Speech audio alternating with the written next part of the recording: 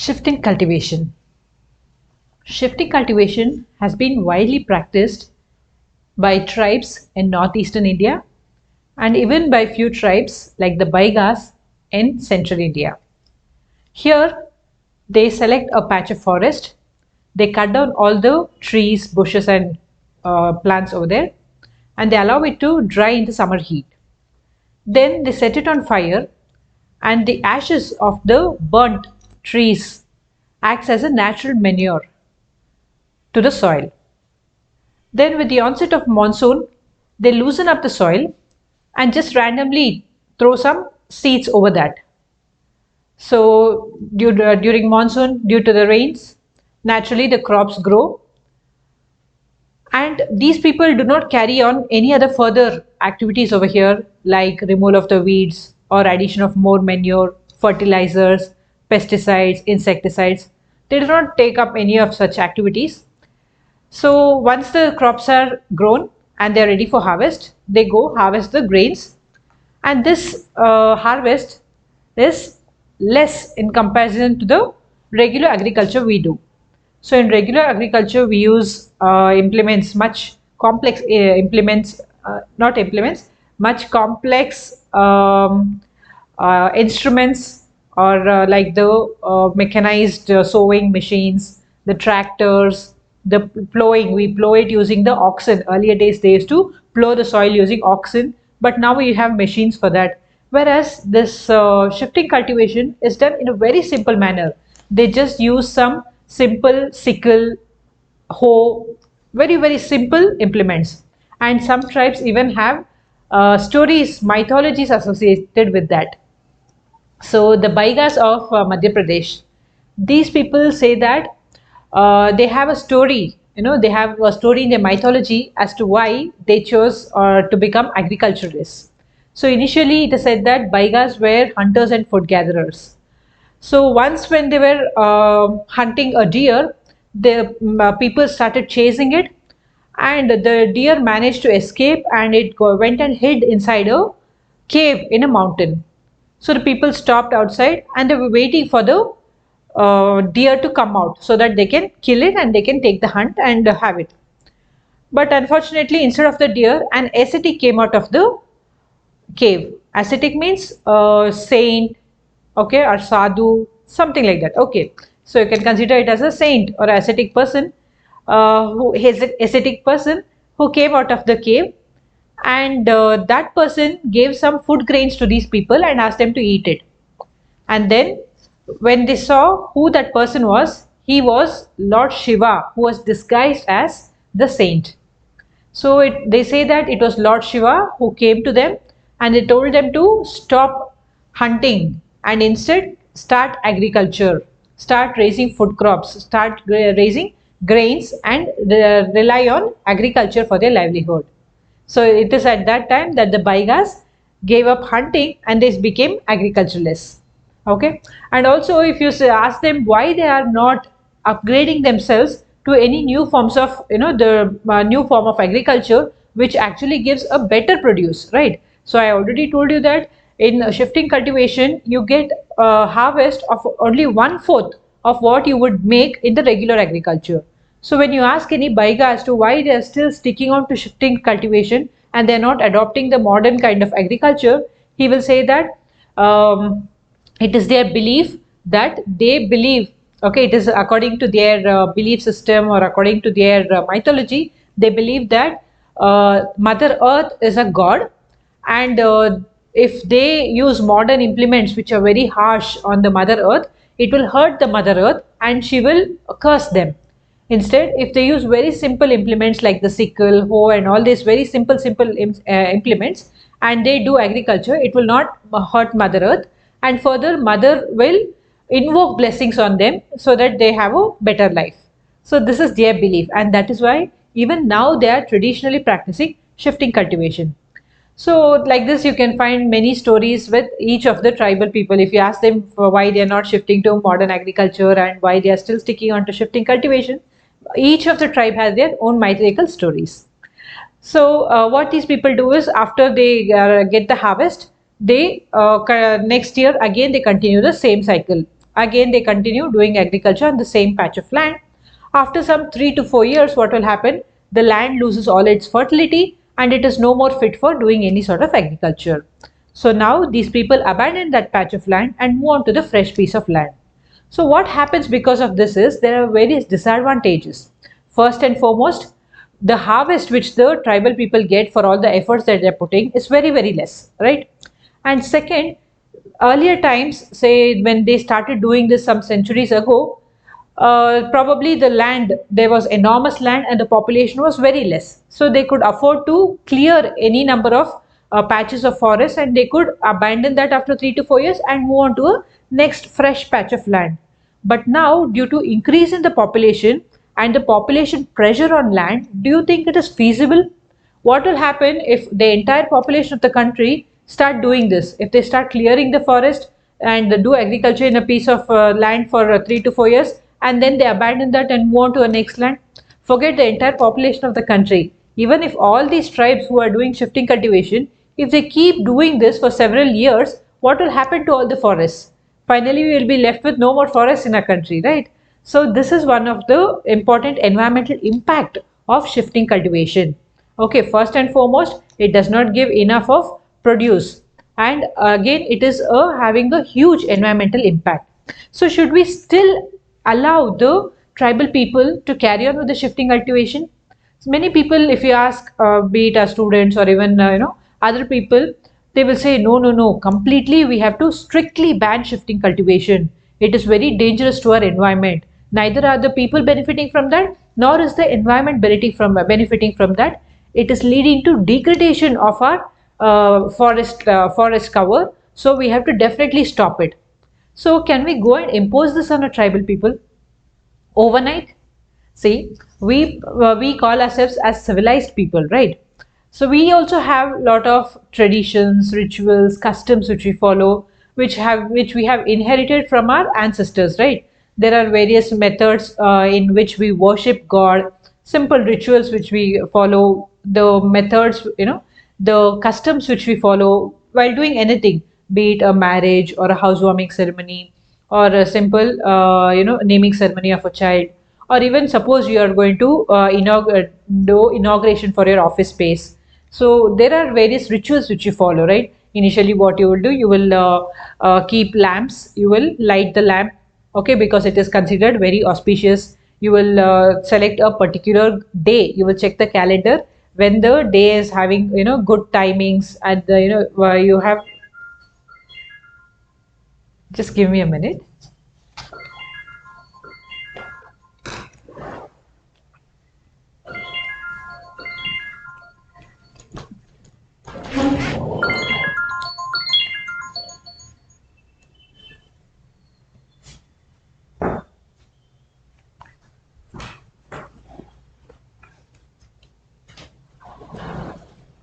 So we choose an auspicious time for that ceremony. We choose a priest. The priest comes and does all the puja ceremonies, everything. So we have various traditions, customs which we follow in our day-to-day life. Similarly, if you see that from age-old times, we know that in a Hindu marriage, it is the groom who ties the Mangal Sutra in the neck of the woman or the bride, right? So suddenly overnight, if somebody comes to you and says, no, this is not acceptable. So from tomorrow onwards, we will change this customs, we will change these rituals. Let us not follow this. We will do it in the opposite way. Let the bride tie the Mangal Sutra in the bridegroom's neck. Will we accept it? Is such a change overnight possible? Similarly, in the case of tribal people also, see, they have been following these practices of shifting cultivation or their religion, that is animism, animatism, naturism, okay, their beliefs in mana and their belief in taboo, totems, all these things. They have been following it since several generations, since several ages. So we cannot enforce some rules on them overnight. You cannot expect them to give up or change completely overnight into something which they are not familiar with. So we have to do it in a gradual way. Okay, so we cannot force these people to entirely stop shifting cultivation overnight. We cannot stop their, we cannot enforce laws on them to stop hunting. Like hunting, even now it has been stopped, But even then, in certain forests, few tribes have permission to hunt small birds, okay, to collect honey, to collect nectar from flowers. That's all, honey, and to collect, to hunt small animals. Okay, they can collect flowers, fruits, and they can utilize that. They can collect firewood. So like this, slowly over a period of time, gradually, we have to focus on other aspects of improvement of their life. Like we can give them education, then slowly over generations, when they also, when their children and their next generation, like that, when they get educated, slowly we can start bringing about a change in them. Whereas we cannot rush and bring about a change overnight in anything that is, that is not a feasible option. So, this, it is said that the beginning of shifting cultivation, you can see that shifting cultivation practice began as early as Neolithic period, that is around 8,000 to 10,000 BC. So they've been following it for so many ages. So overnight you cannot impose some laws or take some action, and you cannot stop them from doing shifting cultivation. That is why even now few tribes, like I told you, in Madhya Pradesh, the Baigas have still permission. They still have the permission to do shifting cultivation. Similarly, in northeastern India also, few tribes are still given the permission to do shifting cultivation. So slowly, over a period of time, we can educate them, and we can try to make them understand uh, what are the ill effects, or what are the disadvantages of this method which they are following, and slowly we can bring it down. Okay, so shifting cultivation is also called as jhum cultivation. Okay, it is called as jhum cultivation in northeast. So in northeast, the tribes which follow this shifting cultivation are predominantly in Assam, Meghalaya, Tripura, Mizoram, and Arunachal Pradesh. Okay, so in these regions you can find these shifting cultivators, and then it is called as Bevar or Dhaiya in Madhya Pradesh. It's called Bevar or Dhaiya in Madhya Pradesh. Okay, then even in Andhra Pradesh, it is called as Podu. Okay, it's called as Podu in Andhra Pradesh, and it is called as Koman in Orissa. Okay, so predominantly you can find in central India, you can find the tribes in Orissa and Madhya Pradesh practicing this form of shifting cultivation. And then in northeast, you can find many tribes who follow shifting cultivation. Okay, so now actually speaking, in theoretically it has been prohibited in many places. Okay, legally it has been prohibited in many places, that is, the tribes are not allowed to practice shifting cultivation. However, in few pockets of Madhya Pradesh and northeastern region, still they are practicing with the permission of the competent authorities.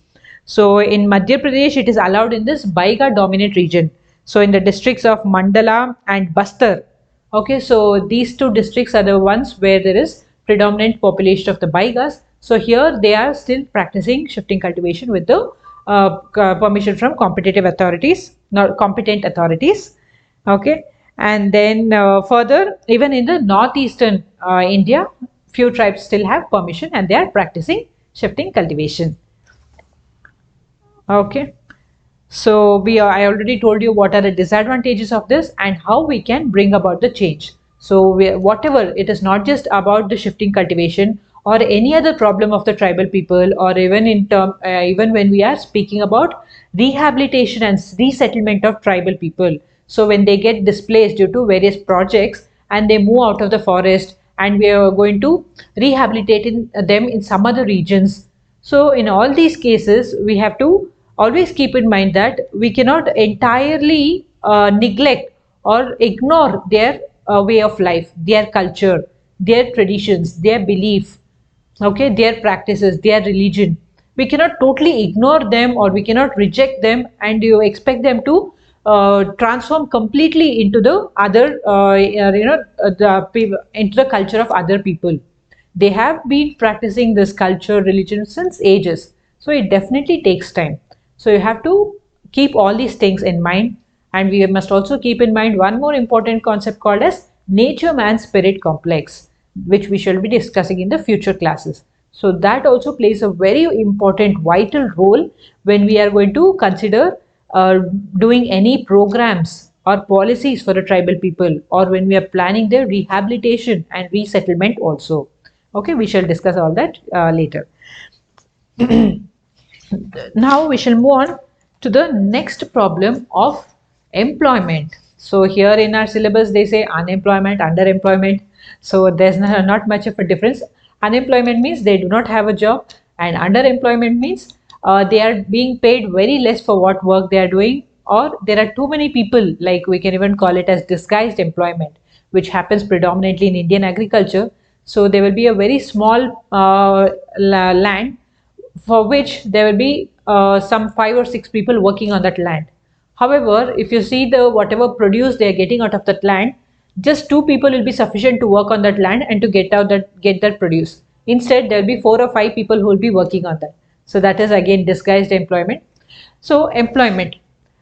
What happens when they move out of the forest? We know that these people are not educated. See, we can say they are not educated or not literate.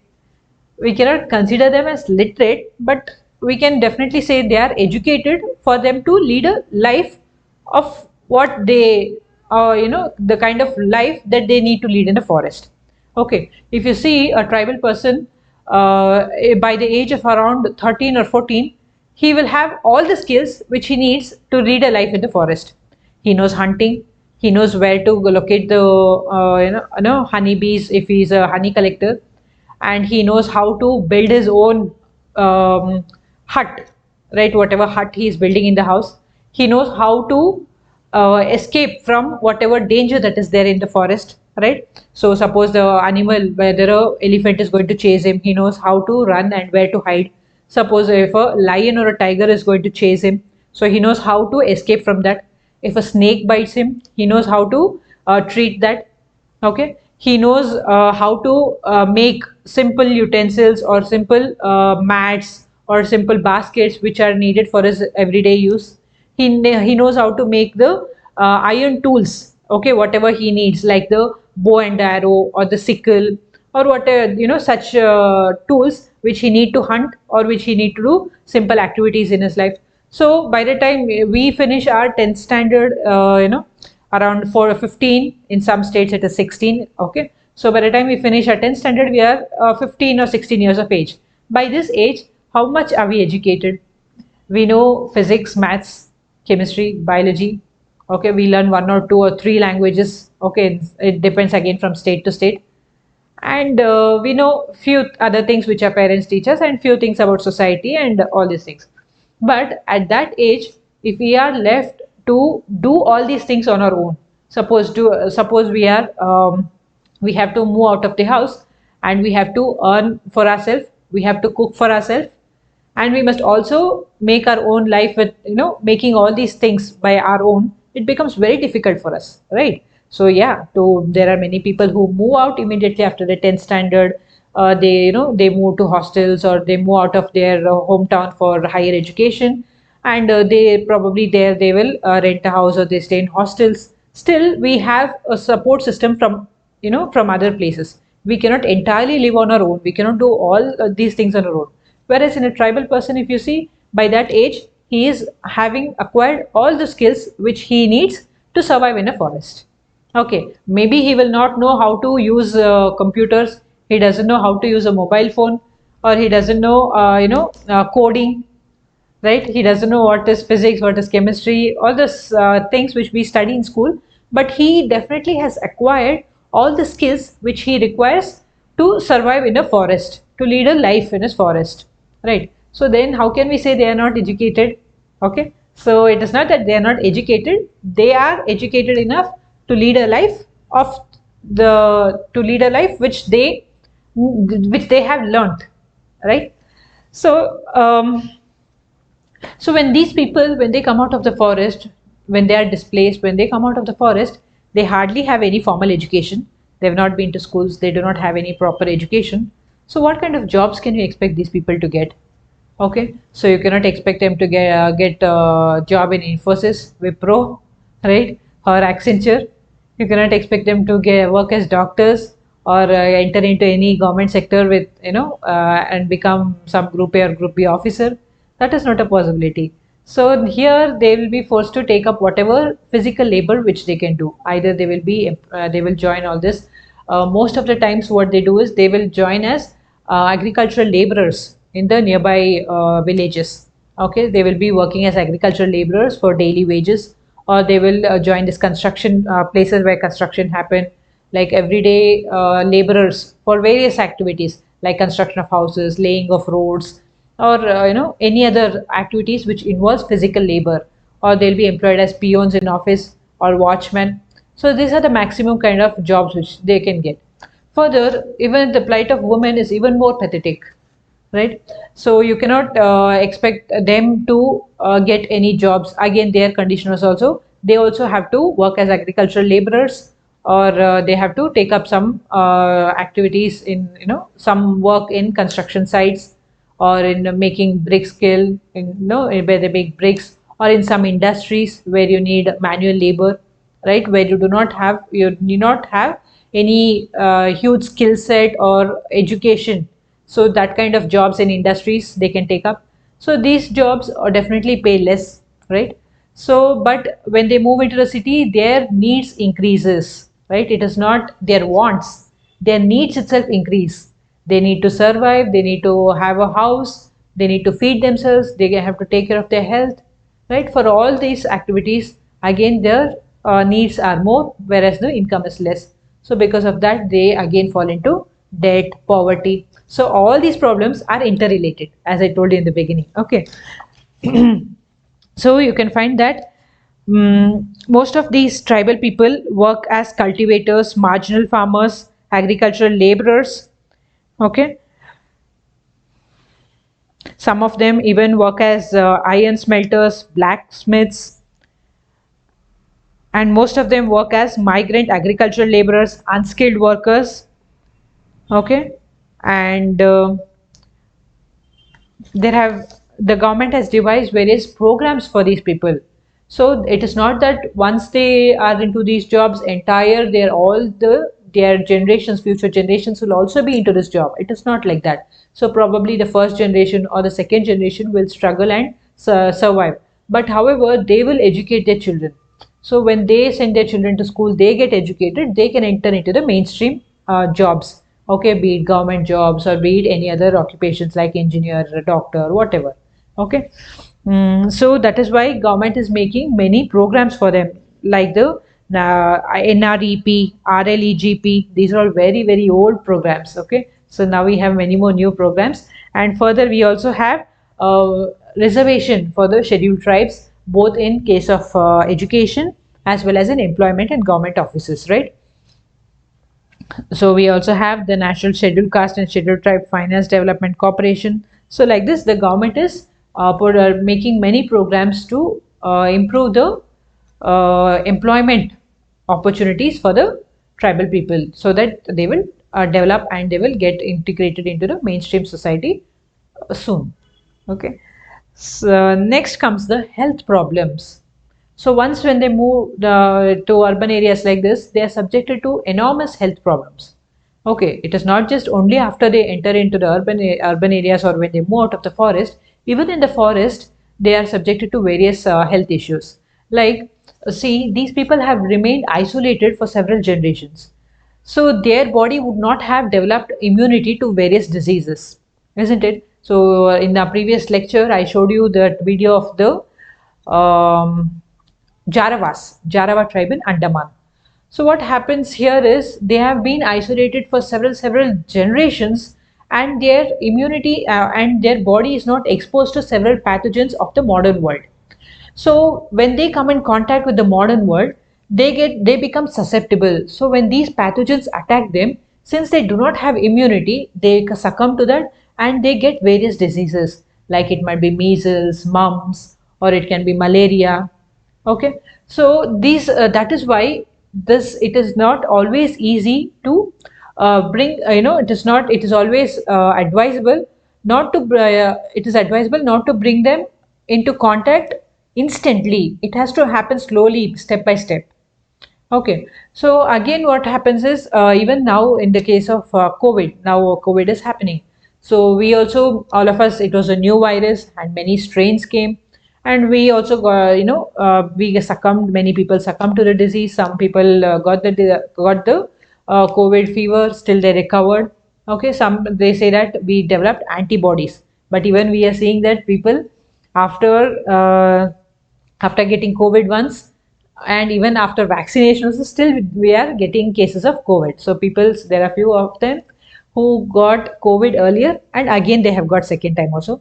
And there are few people who took vaccination also, who took the first dosage of vaccination, second dosage of vaccination, and again still they are getting COVID. So why is that? They say it is because of the new strains which are emerging. Now they are saying Delta strain is coming, and then still they keep on naming new strains again and again. Okay, so like this, so finally, somehow we have devised a vaccine, and we are taking vaccines with the hope that we will not get COVID and our body will generate antibodies. And over a period of time, what will happen is the entire population will become resistant to that virus, and there will be very very few cases, the very few people who will get the COVID disease. However, suppose, say for example, if a person from modern world goes in contact with the Jaravas. These people do not have any immunity for that disease, and further, we cannot even bring them out of the forest and we cannot vaccinate them also. So, if one person over there of the tribe gets COVID, easily it will spread throughout their entire tribe, and you cannot even imagine what will be the consequences. There will be many of them who will succumb to that and die, right? So, that is why these people have to be brought into the mainstream in a planned manner, in a slow and very well planned manner. Okay, you cannot do it instantly. So what happens, even when they are inside the jungles, they are living in very inhospitable, inaccessible areas where they do not have access to clean drinking water. Okay, that is one major problem even in the other well-developed regions of the world, right? In many places, even in our country and even in other countries also, in a few remote villages, even now they do not have access to clean drinking water. They have to walk for several miles before, to get some water. And even there is no quality water which is free from contamination. In some places it is having high amount of chemicals. In some places it is contaminated with microorganisms. Like even in industrial areas also, if you see in any city, you will have industrial areas, and people who are living in that industrial areas, you can find that they will be having certain health problems. Okay, and those health problems will be very predominant in that region only. Say for example, here in Bangalore we have an industrial area called as Pinya. Okay, so here you can see that in the people who are living in that area, if you see any person who is coming from that area, you can see that their teeth will have a yellow color, yellow discoloration, or accumulation of some yellow kind of thing on the teeth. That is because of the fluoride content. Okay, so in that industrial area, because of the industries, the underground water itself is high in fluoride, and these people utilize that water every day in and day out. As a result of which, they get that yellow color on their teeth. So, like that, in any industrial area, you can see that the underground water itself would have got contaminated with few chemicals. In few places, it is arsenic also. That is very lethal, right? So, like that, even in the forest also, they do not have access to good quality potable water. Okay, so even in sometimes it happens in cities also. What happens is the water pipe and the sewage pipe will mix. Somewhere there will be a break, and those two mix.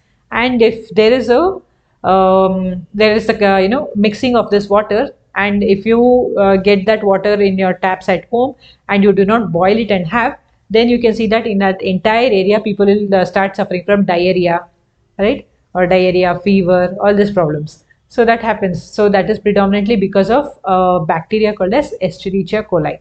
So we'll discuss all this later in physical anthropology.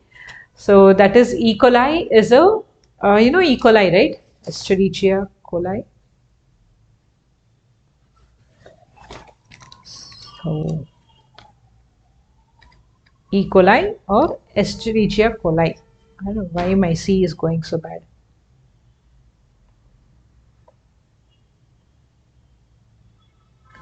So it is, sorry. So it is E. coli. E. coli. So it is called Escherichia coli. This is a bacterium which is present in the human intestine. Okay, it is a beneficial bacteria only when it is present in the human intestine.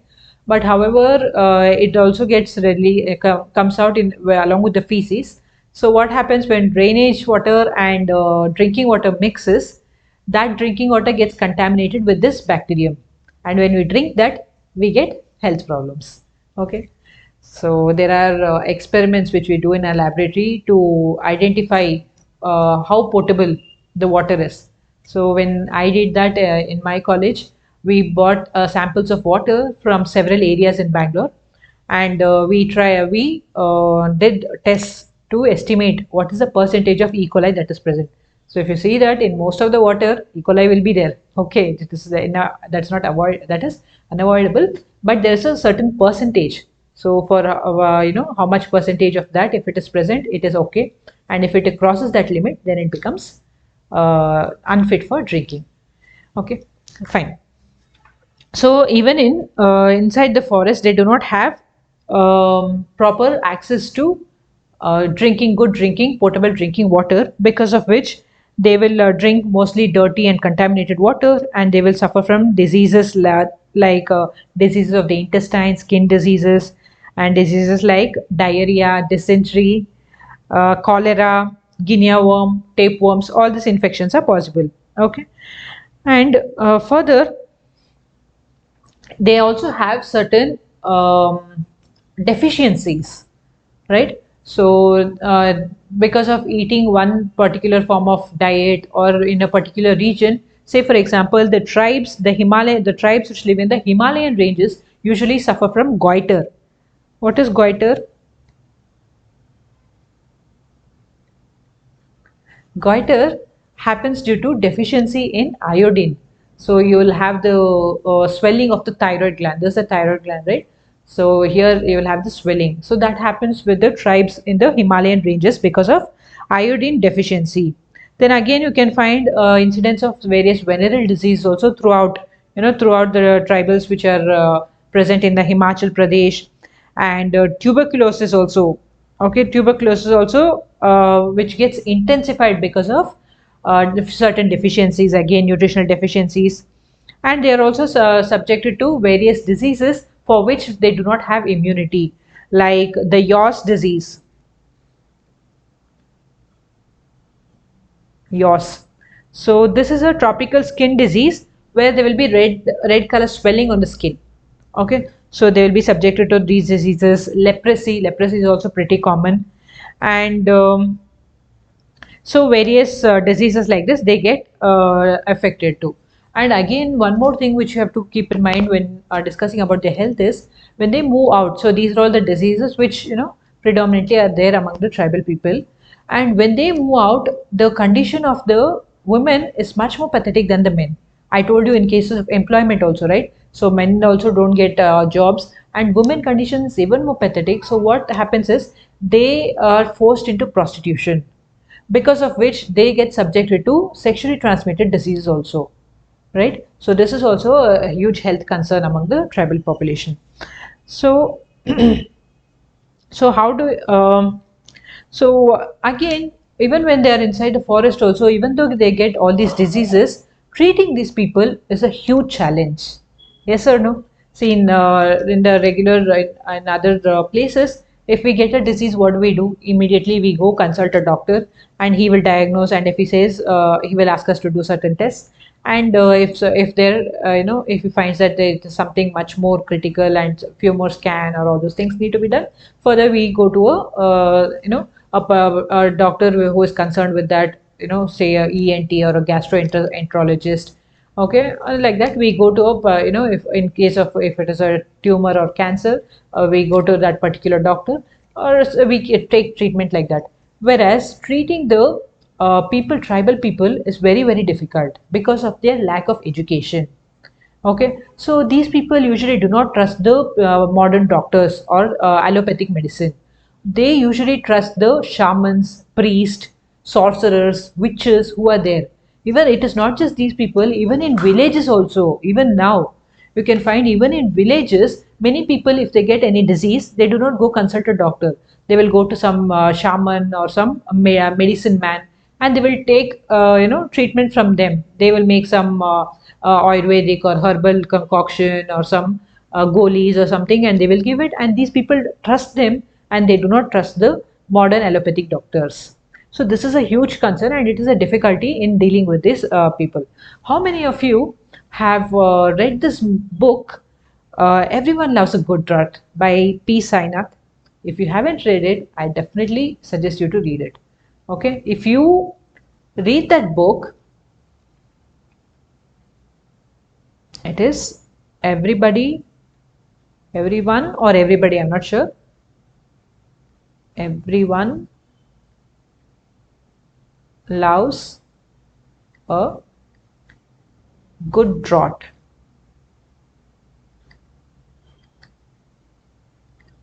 by P. Sainath.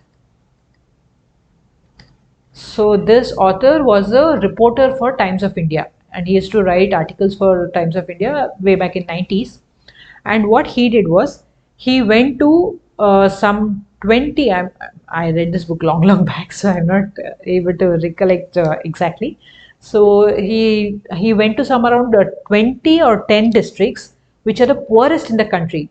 Okay, and this was during the 1950s.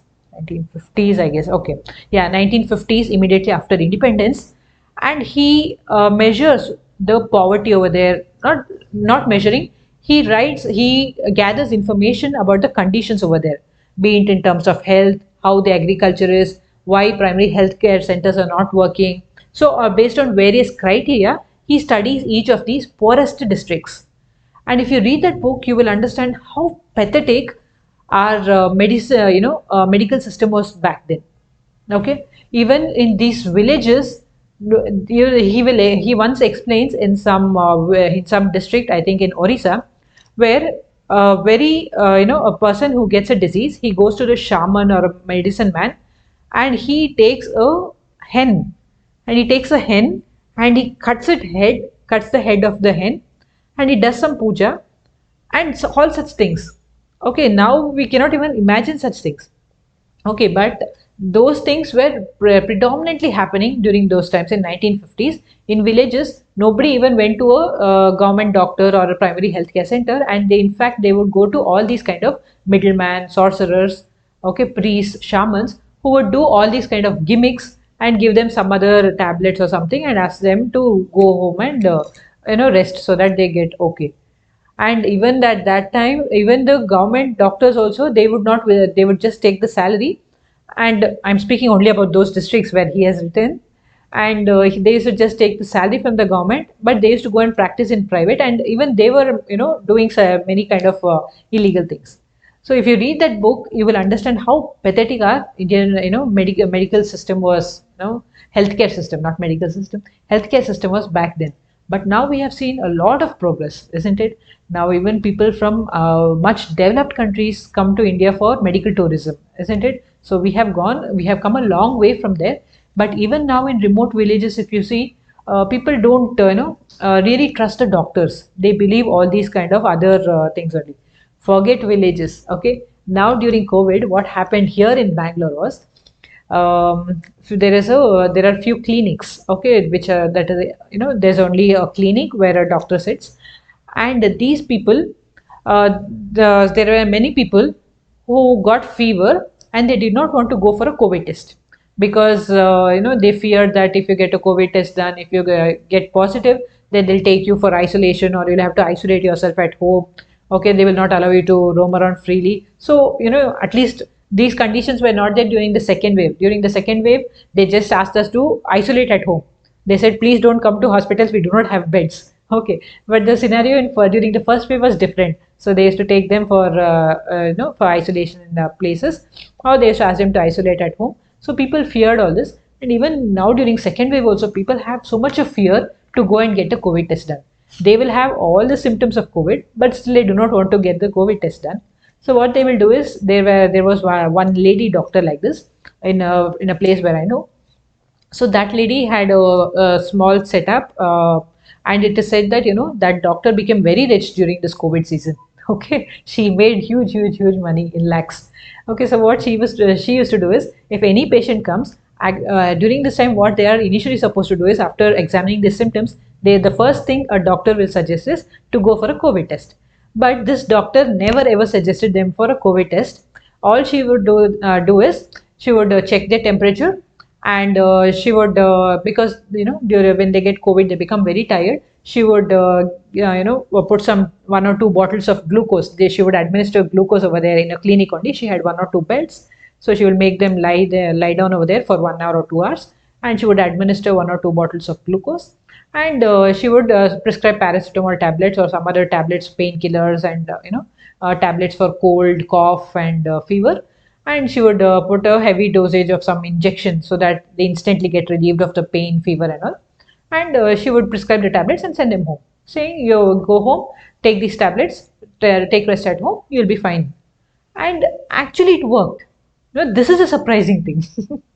It actually worked, and many people, many people. I'm not only speaking about people who are illiterate or uneducated, who didn't have awareness of COVID. There were many people who were very well educated, still they did not want to take COVID test. So obviously they had this option. They go there, they take some tablets, they go home, and they are cured. Fortunately, out of luck, probably. Okay, there would have been some people who did not go to hospital, and they did not get COVID test done, and they would have got breathing problems, and their condition would have become serious also. We do not know, but many people told that they got recovered and they did not do any COVID test and they're happy. Okay, so if this is the condition even in urban areas, in cities, okay, imagine how people in villages will be, and even further how tribal people will be, who do not have any education whatsoever. So what these people do is, they will, this quacks or the middlemen or medicine men and all, if you go to them, they will do all sorts of gimmicks. Okay, they will say, okay, suppose a person is behaving abnormally. Okay, they will say, okay, your this person has been, there is some spirit which has got into this person. So they will beat them with those neem leaves. They will do some drums and all. They will say, I'm going to ward off the spirit from this body, and they will do all these sorts of gimmicks. And even now also, if you see in urban areas also, these Maulvis, okay, you can find evening time after the namaz. Many people, you can find that outside the mosque, many ladies will be standing with small kids over there. So even I used to wonder, why are they standing there, for what purpose? So in fact, they won't be Muslims also. So they will be from other, there will be some Muslims also, some people from other religions also. They will stand outside the mosque once, sometimes in the morning after the namaz, sometimes in the after the evening namaz. So what the Maulvi of the mosque will do is, he will come and he will, he will probably bless them or touch them, or I really don't know what happens. Or it is believed that when he comes and touches, or when he blesses them, the whatever health problem the child has, that will get cured. Okay, and even now people believe that, even now people are doing that. Okay, mostly when they do this is, when the child is frightened of something. Suppose it got some very bad dreams, or it saw some dog chased it or something like that, and they got frightened, and because of that, if they become sick, they usually do not take the child to the doctor. They take the child to a priest or a Maulvi like this, and they get it cured. Okay, so similarly, even the tribal people also, they will go to the local medicine man, shamans, who do, they will do some magic.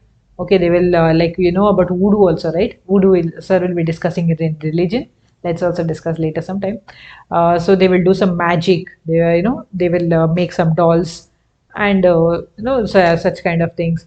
Or they will take one betel leaf, and they will put some black color kajal kind of thing on that, and they'll say, okay, this has happened, that has happened, your child has got infested with a spirit. Or if there is some disease which a child has, they will or child or adult, whoever, so they will make some they'll take some twigs or some leaves, something, they'll make a medicine out of that. They will administer it to the patient. They'll say, okay, go have this for 3 4 days, you'll become all right.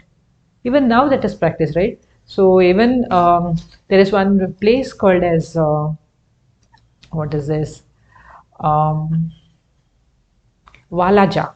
Okay, that is in TN. It is called as,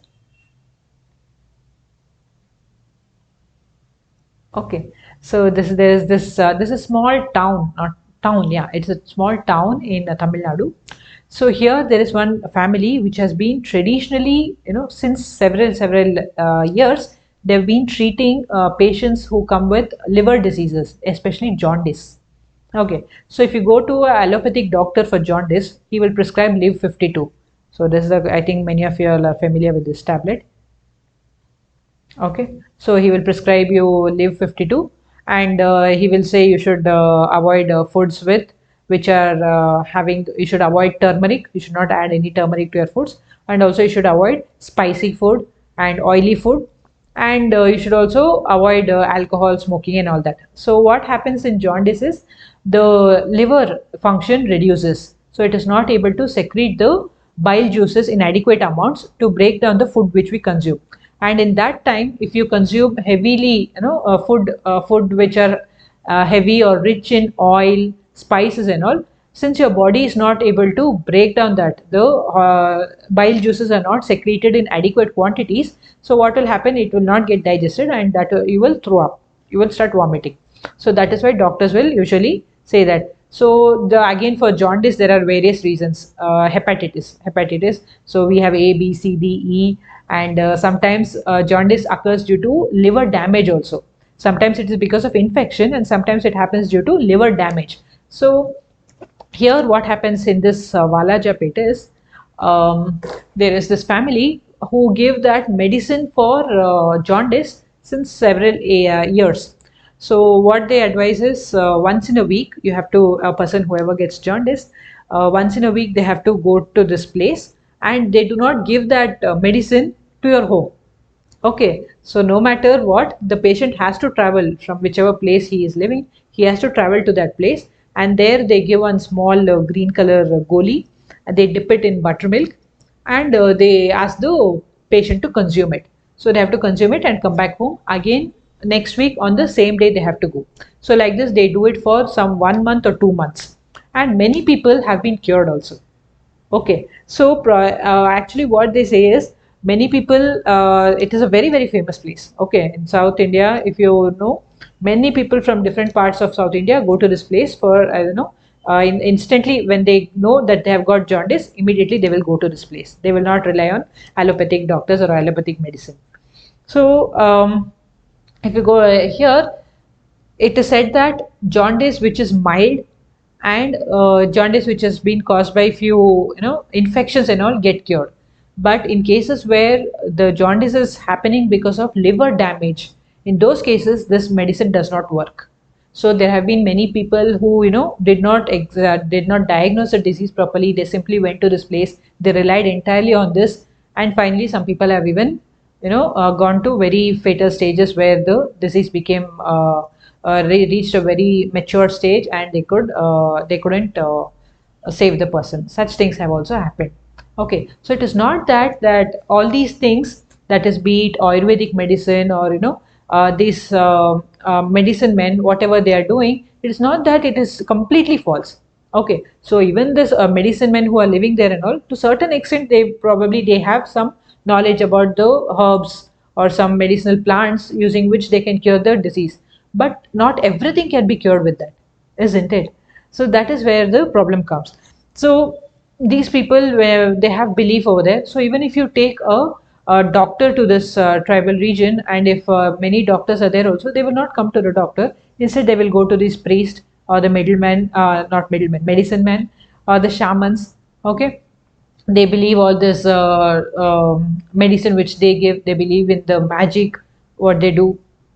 They believe in the all the gimmicks which they do. So how do you then treat these people? So that is the next biggest challenge. So what method or what approach we should adopt is we should combine both of them together.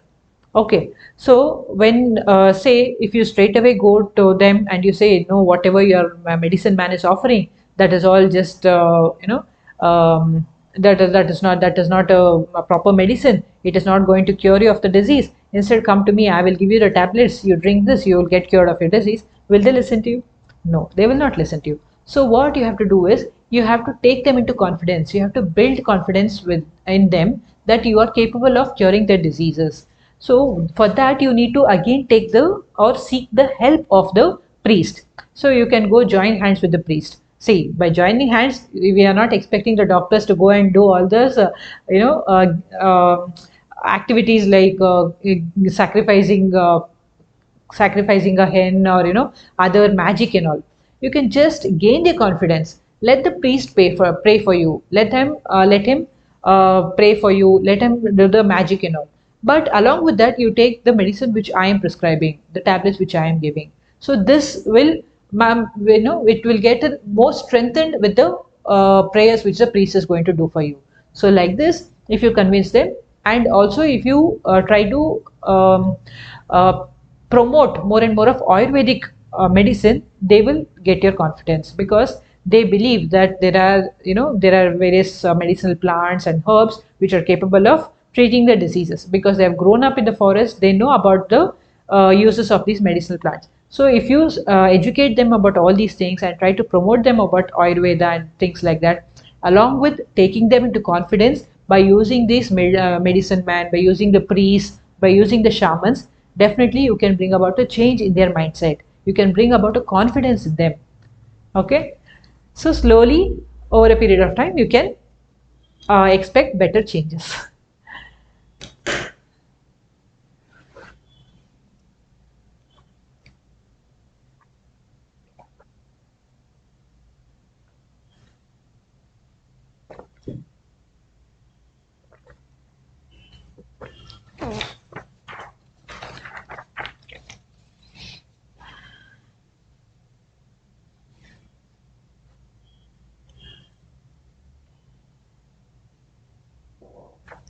Similarly, we also have many beliefs, isn't it? Like faith healing, um, what is that? Reiki, right? And energy healing. We have many like that, isn't it? Where they say they will, Reiki is at least touch healing. We have touch healing, we have Reiki, we have many more like that, where they say that they will take out all the negative energy from your body and they will, transfer good energy into your body so that you get relieved of the disease. Okay, even now, okay, many people believe all this. To certain extent, this Reiki also, I guess, I guess Reiki works. I haven't tried it anytime, but this, this method, what is that? Uh, touch healing, or one more, they have one more name for that, where these people they meditate enormously. They take energy from other natural sources like a tree, like that. They, they say they fill their body with that energy, and then they touch the person who is having some health problem, and the positive energy which flows from their body heals them. So like that, you must have come across many such things, right? So even, but one more thing which we have to keep in mind is belief and faith always works. There are so many innumerable cases where doctors have given up, right? They say this child is not going to survive, or this man is in the critical stage of whatever disease, or suppose he got a heart attack, or he's in a critical stage 4 of cancer. The doctors, many doctors say, or if he has undergone a surgery, critical surgery, and they would have given up. They said, okay, this person is brain dead. He's not going to survive. He's not going to walk again. But miracles have happened. It is entirely because of the belief and trust and whatnot. So we cannot completely deny all these things as complete. It is irrelevant. It is not. It is completely useless. We cannot say that, right? Many people have seen that. How even this Manisha Koirala, this heroine, Hindi heroine, right? She has written a book about how she battled cancer.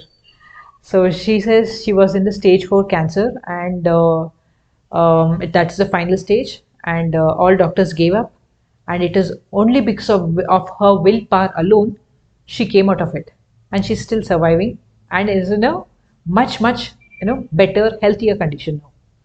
So when you see such stories, we feel that okay, entirely it is not whatever the doctors predict, right?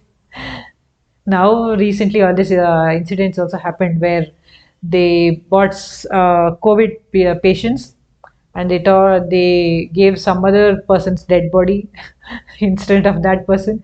And after the family, yeah, I read this news recently. So in some place, I think in South India only, a lady was admitted in hospital due to COVID, and her family was informed that she passed away.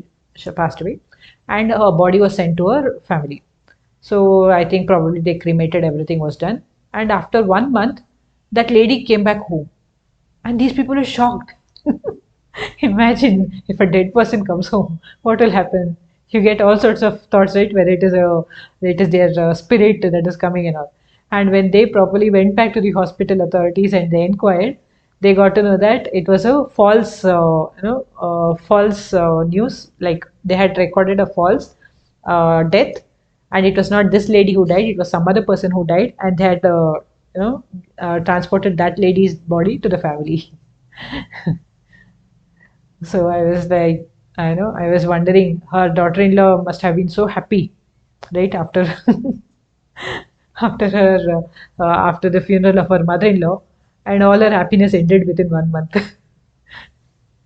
Not everybody's like that, but few people are like this.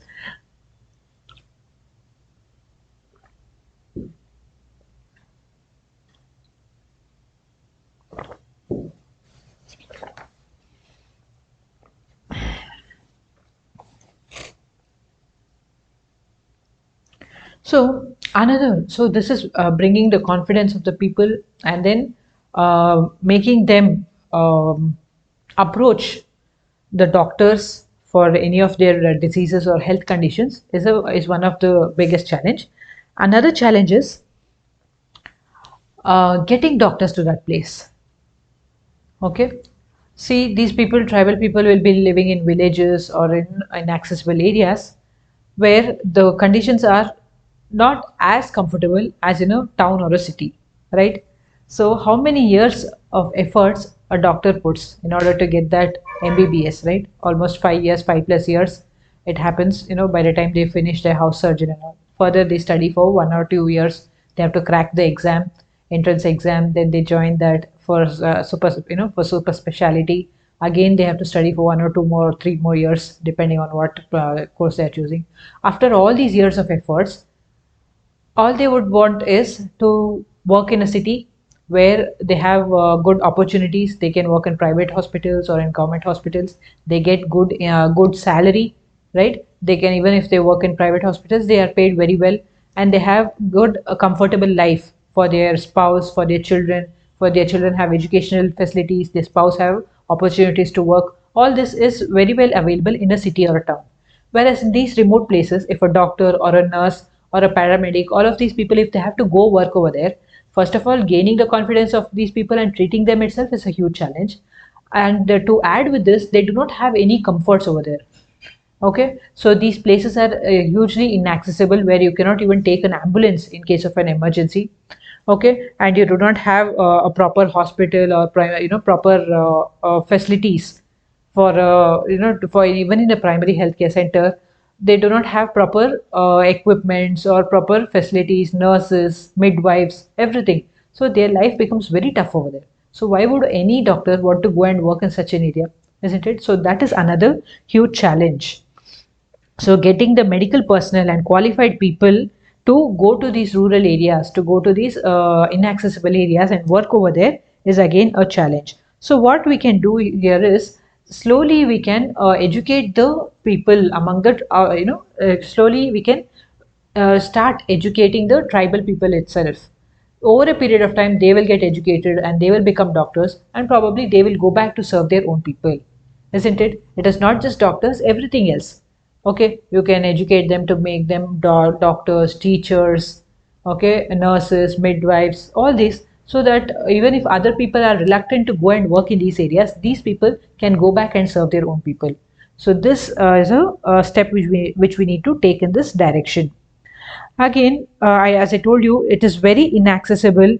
Okay, you cannot you can bring in mobile dispensaries over there, because you cannot set up one proper hospital in one place and expect people from very far-flung areas to come over there. So you can set up mobile dispensaries. You can start small health centers and mobile centers with ambulance. Okay, even a simple, there was earlier there was the concept of bike ambulance also. So like that, whatever best you can do to make the medical services available to these people. And further, one more problem which these people go through is having becoming addicted to liquor. So I told you, so they have this practice or tradition of making liquor at home. They make it with rice or some grains and they consume it. So it is believed that this liquor which they make at home, homemade liquor, is quite healthy for them. However, later with all these money lenders entering into their habitats, they stopped these people from making the liquor at home. Homebrewed liquor was completely stopped, and they started making them addicted to the country liquor. Okay, so when they start becoming addicted to this, their health condition further deteriorates. So you need to try to educate them about the ill effects of drinking, and you need to bring them out of the addiction. That is also a challenge. And some of these tribes, I told you that I had gone to this, I visited the tribal festival, right? There even I saw how they exactly make mahua drink. You know mahua, isn't it?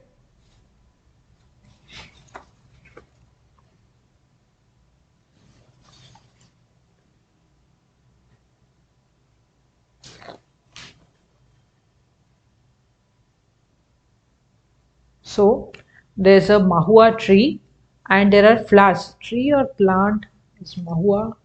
Tree or plant? Just give me a minute. Uh,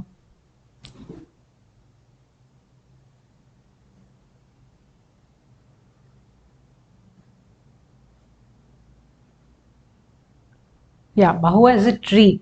Okay, so there are flowers in this mahua tree, and from they pick up those flowers, and from those flowers they make a drink. Okay, so like this, there are this mahua drink is made by tribes. Um,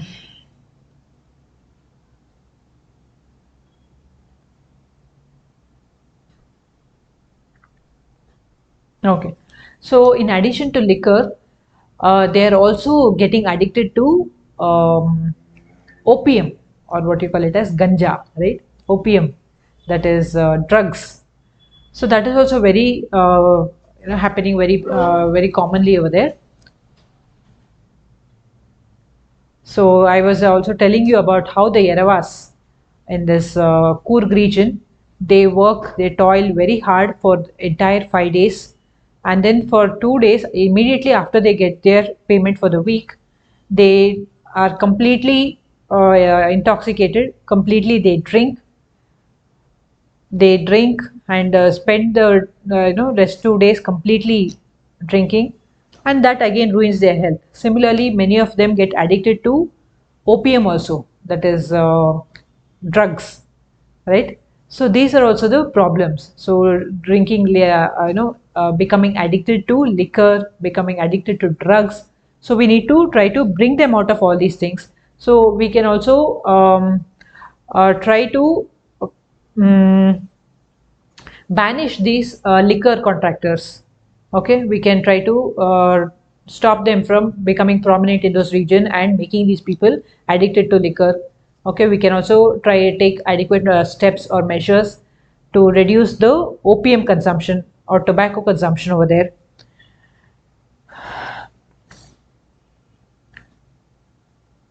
Okay, so like this, these are the various steps which we can, positive steps which we can take towards improving the health conditions of the tribal people. Okay, we know what are the reasons for which they are becoming like this, and we can take further remedial measures to give them better healthcare facilities and also to bring them out of these addictions. We have a few more problems which we need to discuss, especially education. Uh, in this lecture, we shall wind up with this. The next lecture, we shall discuss few more problems of the tribal communities, and we shall start another new topic as well. So until then, take care. Bye. Have a good day.